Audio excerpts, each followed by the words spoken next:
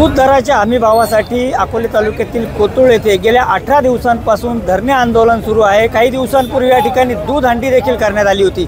एकूणच जर पाहिलं तर सरकारचं लक्ष वेधण्यासाठी आता पंजाबच्या पॅटर्नच्या धर्तीवर कोतुळ गावातून ट्रॅक्टर ट्रॉलीचा भव्य रॅली ही अकोले ते संगमनेर प्रांत कार्यालयावर धडकणार आहे। त्याची आता तयारी पूर्ण झालेली आहे। पुढच्या काही वेळात हे जे ट्रॅक्टर आहेत, शेकडो ट्रॅक्टर या रॅलीत सहभागी झालेले आहेत। ते सगळे ट्रॅक्टर या ठिकाणाहून कोतुळ अकोले मार्गे थेट संगमनेर प्रांत कार्यालयावर धडकणार आहेत। एकूणच जर पाहिलं तर गेल्या 18 दिवसांपासून हे सगळे ग्रामस्थ असतील, कोतुळ असेल किंवा पंचक्रोशीतील ग्रामस्थ हे या आंदोलनात सहभागी झालेले आहे।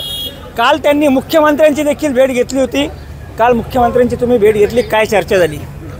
काल माननीय केंद्रीय कृषी मंत्री माजी शरदचंद्रजी पवार साहेब यांच्या समवेत आम्ही सह्याद्री अतिथीगृह या ठिकाणी बैठकीसाठी गेलो होतो।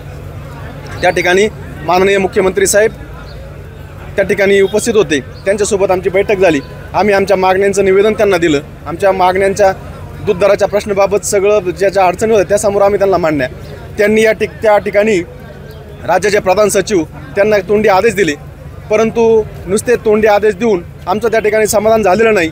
खरं तर 3585 जो शासनाने 30 रुपयाचा क्रायटेरिया ठेवला आहे सर्व दूध संघांना, तर ते दूध संघ 27 रुपयावरून 30 रुपये देताना जो गोलमाल करते हा आम्ही त्या ठिकाणी सगळा उघड केला।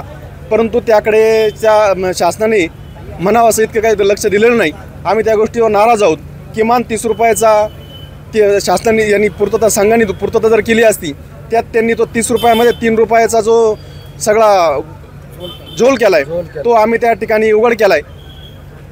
आणि 5 रुपये शासन अनुदान देणार आहे ती गोष्ट ठीक आहे, परंतु हा 3 रुपयाचा जो फरक आहे हा मात्र शेतकऱ्यांना भेटणार नाही हे आम्ही त्या ठिकाणी शासनाला पटवून दिले।